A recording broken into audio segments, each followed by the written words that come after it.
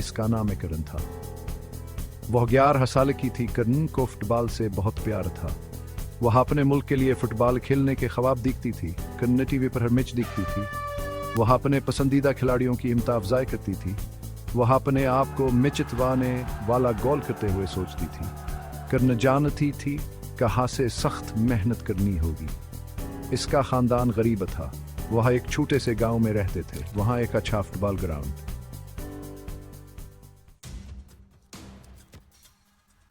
कर्ण ने हिम्मत नहीं हारी। उसने एक पर अनाफ्ट बॉल ढूंढ लिया। वह रोजाना प्रैक्टिस करने लगी। वह दीवार पर गेंद मारती थी। दूसरे बच्चे इस पर हंसते थे। वो कहते थे कि फुटबॉल लड़कियों का खेल नहीं है। कर्ण ने इनकी बातों पर ध्यान नहीं दिया।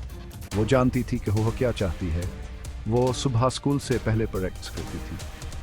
वह स्कूल के बाद अंधेरा होने तक प्रैक्टिस करती थी। उसके मेहनत निंगला ने एक दिन एक कोच ने कर्ण को खेलते हुए देखा। वह सके हुनर से बहुत मुतासिर हुआ। इसने कर्ण को अपनी टीम में शामिल होने की दावत दी।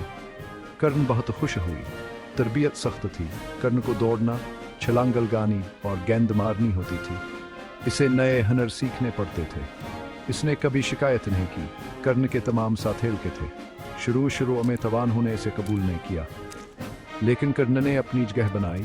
इसने साबित कर दिया कि लड़कियां भी फुटबॉल खेल सकती हैं। साल गुजर गए। कर्ण बड़ी हो गई। वह बहुत अच्छी खिलाड़ी बन गई। उसने अपनी टीम को बहुत सी जीत दिलवाई। वह एक स्टार बन गई। एक दिन कर्ण का ख्वाब सच हो गया। इसे कौमी टीम के लिए खेलने के लिए मुंतखब किया गया। उसने फख्र से अपने मुल्क की शर्ट पहनी। कर्ण की कहानी ने बहुत सी लड़कियों को मुतासर किया। उन्होंने भी ख्वाब देखने की हिम्मत की। वो जान गए कि अगर आप मेहनत करें और हिम्मत न हारें तो कुछ भी मुमकिन।